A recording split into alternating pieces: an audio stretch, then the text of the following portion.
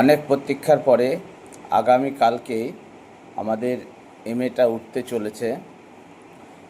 আমি screenshot share করেছি, সেখানে ডেট দেওয়া আছে কম্পিউটার জেনারেটেড 1/9, কিন্তু এটা অটোমেটিক যেহেতু রেজিস্টার করার পর ডেটটা হয় সেই জন্য 1/9 দেওয়া আছে, কিন্তু কালকের জন্যই লিস্টেড হয়ে গেছে এবং আগামী কালকেই এমএ হিয়ারিং হচ্ছে।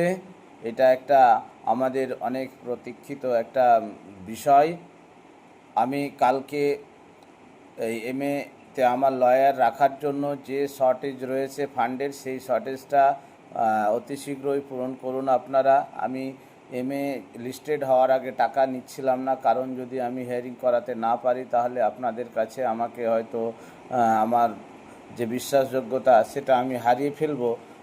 সেই জন্য আমি টাকা চাইছিলাম না, কিন্তু আমি অনেক তৎপরতার সঙ্গে চেষ্টা করি এবং আজকে শেষমেশ লিস্টেড হয়ে যায় কালকের জন্য, এবং আমাকে আজকে রাতের মধ্যে ফান্ড দিতে হবে লয়ারকে।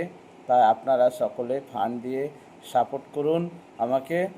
আর আপনাদের যে প্রত্যেকের যে দাবিটা রয়েছে যে ওপেন টু অল করে দেওয়া হয়েছে, কেন আমি এই দাবিটা তুলে ধরবো অবশ্যই। যে কোনো মূল্যে আমার লয়ারের টার্গেট এটাই থাকবে যে ওপেন টু অল কেন করা হলো। যারা 16 সালের আনটেন্টেড টিচার নয়, আদার্স মানে আউটসাইডার, তাদেরকেও কেন এখানে ঢুকিয়ে দেওয়া হয়েছে এবং অনেকের ভ্যাকেন্সি উড়িয়ে দেওয়া হয়েছে, আমি এই বিষয়গুলো অবশ্যই তুলে ধরব।